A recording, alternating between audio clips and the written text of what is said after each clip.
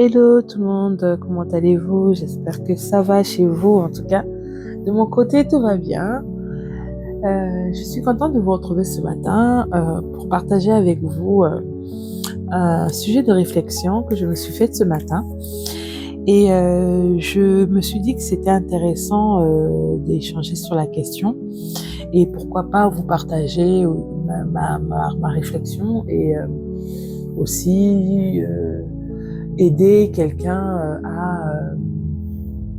à se remettre en question ou tout simplement à peut-être réaffirmer une position ou voilà, vraiment partager parce que c'est aussi ça l'idée de ce podcast, c'est de pouvoir d'avoir une plateforme de transmission, d'échange et tout. Donc n'hésitez pas quand il y a des sujets comme ça que je mets en ligne à réagir dans les commentaires et je verrai comment voilà, que je pourrais vous répondre ou si vous avez envie de partager une pensée également, voilà, je me ferai un plaisir justement de vous contacter et de voir comment est-ce que nous pourrons mettre en ligne et développer la question pour servir à d'autres, à ceux qui nous écoutent en fait.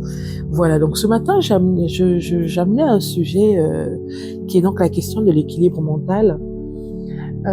L'équilibre mental, qu'est-ce que c'est? Je voudrais vraiment plutôt m'arrêter sur l'équilibre mental des enfants.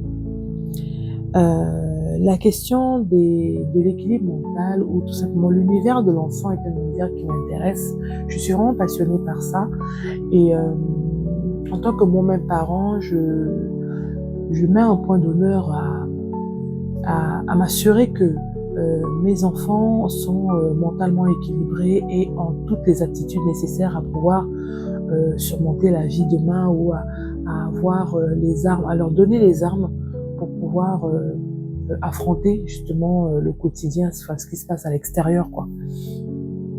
Et cette réflexion, je l'ai eue ce matin en déposant les enfants à l'école et je me suis dit tiens, pourquoi ne pas partager ça avec vous. Donc, je suis quand même allée me renseigner sur Internet et en cherchant la définition de l'équilibre mental. Donc, je vais vous donner la définition que j'ai trouvée. J'en ai même trouvé deux.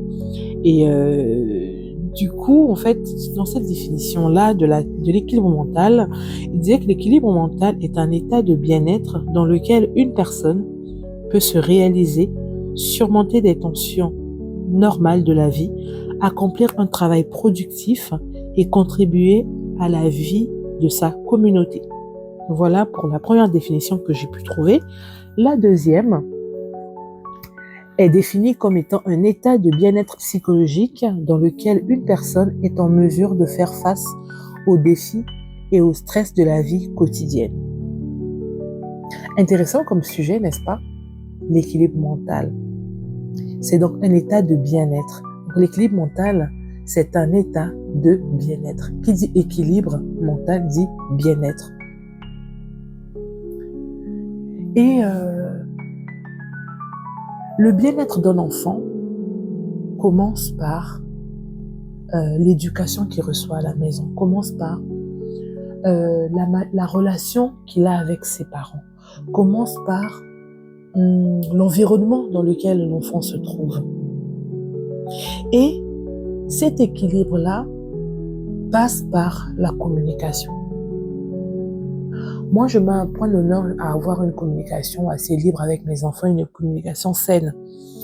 Et c'est quelque chose que vraiment j'encourage les parents à faire parce que il en va de la réussite ou de l'échec de nos enfants. Et à la maison, quand l'éducation n'est pas là, c'est très compliqué pour nos enfants de se débrouiller.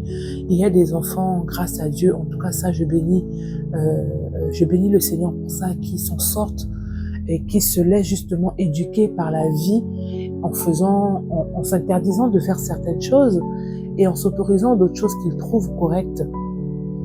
Mais vraiment, moi, je veux pas parler de ce cas de figure-là. Ça, peut-être on le développera plus tard, certainement, dans un autre sujet, peut-être dans celui-là, mais sur une deuxième partie. Mais je veux vraiment m'arrêter sur l'équilibre mental d'un enfant, base basée par l'éducation. Et cette éducation-là n'est donnée que par les parents.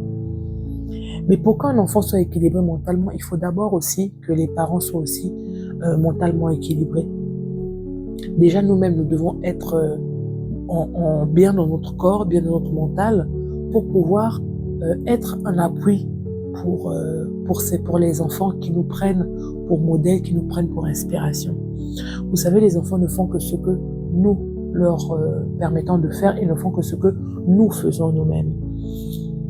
Donc, l'équilibre, justement, comme défini ici, c'est un état de bien-être dans lequel une personne peut se réaliser. On parle bien de peut réaliser, surmonter les tensions normales. Il y a des enfants, par exemple, qui ont peut-être vécu dans une sphère familiale, mais quand ils se retrouvent tout seuls dans la vie, mais ils n'arrivent pas parce qu'on ne leur a pas appris, parce qu'on ne leur a pas tout simplement montré que, à part le confort ou la situation ou le cercle dans lequel l'enfant se retrouve, il y a d'autres milieux aussi où il y a des gens qui vivent de manière différente, où il y a des gens qui n'ont pas reçu les mêmes chances ou la même capacité à avoir une éducation ou n'ont pas eu les mêmes conditions de vie qu'eux. Et quand ils se retrouvent dans un autre milieu qui n'est pas le leur, ces enfants sont perdus. Et je pense que en tant que parents, nous devons montrer aux enfants toutes les facettes de la vie, qu'il y a des fois où on les met dans un confort et d'autres fois où c'est très compliqué. Et ça passe aussi par l'apprentissage, ça passe aussi par la cohabitation, ça passe aussi par l'ouverture d'esprit, ça passe aussi par la documentation. Moi, il m'arrive avec mes enfants, je mets des documentaires, surtout j'aime ça, regarder des documentaires, j'aime me documenter sur ce qui se passe dans le monde, sur ce qui se passe ailleurs, et j'aime les faire participer à ça, parce que on n'a pas toujours la possibilité de voyager ou d'aller loin, ou d'aller dans des pays, des pays lointains, tout simplement, excusez-moi, mais les documentaires aussi nous permettent aussi d'ouvrir les yeux, ou permettent aussi à nous d'ouvrir les yeux à nos enfants sur comment ça se passe chez les autres, comment ça se passe ailleurs que chez nous. Et je me dis, en contribuant justement, en mettant en contribution mes enfants pendant mes après-midi documentaires, je montre aussi une autre facette de la vie. Et ça leur permet justement de jauger les choix qu'ils font. Et une fois qu'on finit le documentaire, on fait une introspection, on s'apporte une réflexion autour de ce qu'ils ont pensé, de comment est-ce qu'ils voient là, de comment est-ce qu'ils ont compris le documentaire, de comment est-ce qu'ils évoquent de comment est-ce que la question, quels sont leurs ressentis tout simplement. Et des fois, mes enfants, soit ils sont touchés, ou soit des fois souvent ils sont touchés. Parce que ils comprennent aussi que la vie n'est pas facile pour tout le monde et que pour d'autres aussi c'est difficile. Et ça leur permet aussi de se dire qu'il y a des choix à faire dans la vie et que certaines situations qui nous arrivent sont des situations subies. Maintenant, qu'est-ce qu'on fait de ça? Est-ce qu'on accepte de subir ou est-ce qu'on trouve les moyens pour s'en sortir? Et des fois, ça finit par un conseil, ça finit par une vision, ça finit par une opinion, que ce soit d'eux ou de moi, mais vraiment on échange vraiment avec mes enfants. Et c'est important aussi d'échanger avec eux parce que ça permet de voir, de comprendre aussi leur manière de réfléchir. Et je trouve ça très intéressant. Et les enfants sont intéressants pour ça. Et donc justement, je parlais de l'équilibre qui passe par l'éducation, par la communication, par des échanges sains entre parents et enfants, parce que ça leur sert de base, ça leur sert d'équilibre, ça leur sert de fondation pour le reste de la vie, de leur vie. Parce que pour qu'un enfant puisse affronter la vie, il faut qu'il soit mentalement et moralement équilibré, psychologiquement aussi. Les défis de la vie sont tellement grands. Nous avons notre parcours, nos enfants ont leur parcours. Notre ère à nous n'est pas l'ère de nos parents, n'est pas le même ère que nos grands-parents ou nos arrière-parents, n'est pas non plus le même ère que nos enfants auront demain. Donc, il faut que nous leur apprenions chaque aspect de la vie pour pouvoir se défendre demain, pour pouvoir affronter demain, pour pouvoir avoir une base forte pour que ces enfants-là puissent faire de bons choix. L'équilibre mental. L'équilibre mental. Moi, je dis souvent à mes enfants que le dehors est dur. Parce que ce qu'ils affrontent dehors, nous, on est de l'autre côté, au boulot, à la maison, ou dans nos business et tout. Nous ne savons pas ce que nos enfants affrontent à l'extérieur. Et bien, s'il n'y a pas de communication entre les parents et les enfants, c'est très compliqué pour les enfants de s'ouvrir. Pour ceux qui arrivent à communiquer, très bien pour eux, mais il y a des enfants pour qui c'est très compliqué. Et s'il n'y a pas la communication à la maison, pour eux, c'est-à-dire, ils se noient dans leur chagrin. Et ben, mentalement, ils ne peuvent pas être équilibrés. Parce qu'ils se construisent avec des mauvaises a priori, avec de la tristesse, avec de la peine, et parce que ce qu'ils affrontent est tellement dur pour eux que s'ils n'ont pas d'endroit où ils peuvent parler librement, ou s'ils n'ont pas de repères, s'ils n'ont pas de cocon où ils peuvent se réfugier, et ben ces enfants se bâtissent mal. D'autres font des choix difficiles, d'autres font des choix qui ne leur conviennent pas, mais parce que mentalement, ils se sont construits dans une atmosphère qui les a poussés à faire certains choix. Je ne parle pas je ne remets pas en cause l'éducation des parents. Vraiment, j'incite à ce que les parents soient des exemples pour les enfants. Quand on pose des actes, à se poser la question, est-ce que ce que je fais m'honore? Est-ce que ce que je fais, mon enfant se retrouve avec? Est-ce que ma manière de faire les choses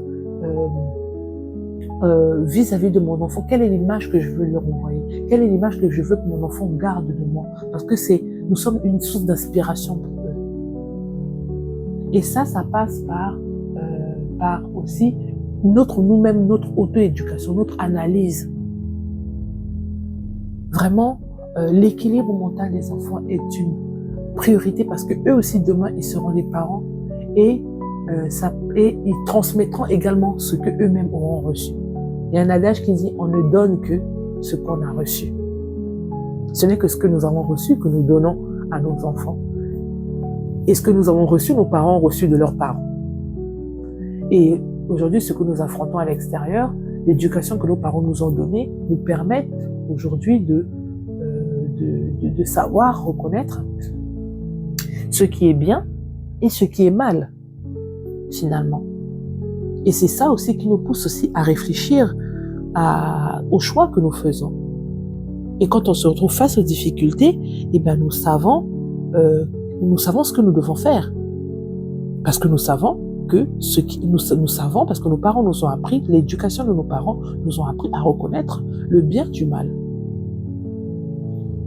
Donc vraiment, l'équilibre mental d'un enfant est tellement primordial que ça fait de la peine de voir des enfants qui ne sont pas équilibrés, des enfants qui se battent contre comme on dit, contre des démons, entre guillemets, je dis entre guillemets, qui affrontent des choses tellement difficiles parce qu'ils n'ont pas eu le cadre, parce qu'ils n'ont pas eu le cocon familial qu'ils avaient besoin pour se construire. C'est vraiment important, cet équilibre mental, parce que ça les construit. Mais pour que nous transmettons à nos enfants, nous devons nous-mêmes aussi nous poser la question, est-ce que nous sommes équilibrés? Un parent heureux, un parent content, un parent fier, un parent épanoui est un parent qui ne peut que transmettre des bonnes choses, qui ne peut que transmettre des bonnes valeurs. Cette question d'équilibre mental m'interpelle aujourd'hui parce que nous sommes dans une ère où les enfants affrontent des choses tellement compliquées dehors que s'ils ne sont pas mentalement équilibrés, c'est très compliqué. L'éducation étant une base pour leur construction, c'est ce qui leur permet aussi d'être des grandes personnes finalement. Donc pour ça, la communication fluide, la communication amicalement avec mes enfants, nous avons des communications, nous avons des échanges constructifs, nous échangeons sur tout et rien. Nous échangeons sur des sujets de société, nous échangeons sur des relations entre amis, sur comment est-ce qu'ils me perçoivent, comment est-ce que moi je les perçois. On échange vraiment. Et pendant qu'on échange, je profite aussi de mettre en place aussi, de placer un conseil, de placer une vision. Vous savez, dans la vie, il y a ça à faire en tant que parent. On accepte ça, les parents n'acceptent pas ci, etc. C'est pas toujours tout la punition, c'est pas toujours tout l'éducation. L'éducation passe aussi par la communication amicale. Le fait que les enfants nous voient, qu'on est cool et qu'on communique avec eux, va leur permettre aussi de s'ouvrir. Je dis va leur permettre, c'est pas tous les enfants qui s'ouvrent. Mais les parents, s'il vous plaît, n'abandonnez pas. Trouvez des stratagèmes ou n'hésitez pas à aller consulter afin qu'on vous donne des codes. Parce qu'il y a des enfants qui ne communiquent pas, des enfants qui ne parlent pas. Et le fait qu'ils ne parlent pas détruisent leur capacité mentale. Parce que quand ils communiquent, ça vous permet aussi, en tant que parent, de comprendre quelle est la psychologie de mon enfant. Comment est-ce que mon enfant réfléchit? Comment est-ce que mon enfant apporte un argumentaire? Comment est-ce que mon enfant perçoit la vie? Par la communication. Parce que ce qu'ils affrontent dehors est tellement difficile que des fois, les enfants se construisent sur des mauvaises bases. Alors que c'est nous qui sommes leur repère familial, leur repère dans la vie. S'ils n'arrivent pas à nous dire ce qu'ils pensent ou si on n'a pas une communication ouverte avec eux, comment nous saurons rectifier le tir quand il faudra? Et ça, c'est notre rôle à nous. Parce qu'un enfant, ce qu'il attend devant, il doit le surmonter. Et pour le surmonter, ça passe par la construction la construction de leur vie future. Et la construction de leur vie future passe par l'éducation, et qui dit éducation dit notre rôle. Dit notre rôle. Ça c'est notre rôle à nous en tant que parents. Indépendamment du côté strict de l'éducation que nous donnons aux enfants, nous devons nous assurer que psychologiquement, nous transmettons à nos enfants des bonnes choses. Parce que dans la vie, il y a des défis, il y a des stress, il y a d'autres personnes qu'ils rencontrent à l'extérieur qui n'ont pas la même éducation que nous avons transmis à nos enfants. Mais comment est-ce que nos enfants réagissent face à ça? Et bien pour ça, il faut que les parents aussi, nous faisions ce travail d'explication, ce travail de conseil, ce travail comment on appelle ça, de communication finalement, où nous apprenons aussi à nos enfants, au travers aussi de notre expérience à nous, comment est-ce qu'ils doivent se comporter quand ils sont dehors. Parce qu'il y a des parents qui ne connaissent pas leurs enfants. On va leur dire que voilà, ton enfant a un comportement dehors. Il dira non, mon enfant, c'est pas ça. Alors que des fois, si. Et parce qu'à la maison, nous avons établi une éducation stricte où il n'y a pas de relation entre les parents et enfants, à part le bonjour, le bonsoir, le bonne nuit, il n'y a pas de communication, alors qu'on passe à côté de plein de choses, à côté de belles valeurs qu'on pourrait transmettre à nos enfants sans pour autant être dans l'éducation, être dans une éducation communicative, être dans une éducation saine. Ça passe aussi par la communication, ça passe aussi par des discussions, ça passe aussi par des échanges. Vraiment, c'est quelque chose que je voulais vraiment partager avec vous ce matin, après une réflexion que je me suis faite, et je me suis dit pourquoi pas apporter cette pensée-là aux parents, et pour leur permettre aussi de se remettre en question. Je ne remets pas en question l'éducation des parents. J'accompagne seulement aussi aux parents de voir d'autres choses, une autre manière aussi d'éduquer, indépendamment de l'éducation stricte, sévère, l'enfant doit, mais le parent doit accompagner l'enfant aussi dans ce processus d'apprentissage. Et ça passe par la communication, ça passe par les échanges. Donc, vraiment, c'est ce que je voulais partager avec vous. Et au vu de la définition vraiment que je vous ai apportée plus tôt dans cet échange, c'est quelque chose vraiment de primordial. Parce que cette communication-là, c'est ça qui va construire vos enfants demain. Vraiment, je m'arrête par là. J'ai peut-être développé le sujet ou pas. En tout cas, si j'ai une autre question sur le sujet, j'aborderai au travers un autre podcast. Et si seulement vous avez d'autres argumentaires à avancer sur la question, je me ferai un plaisir de recevoir, et aussi ça me permet aussi d'apprendre, parce que on apprend tous les jours. Et voilà, si vous avez aussi d'autres sujets que vous voulez que nous abordons, n'hésitez pas à mettre en commentaire ces différents sujets, et nous verrons comment est-ce que nous pourrons répondre à la question. En tout cas, très bonne journée à vous. C'était le sujet du jour. Je vous dis à très bientôt et ciao, excellente journée.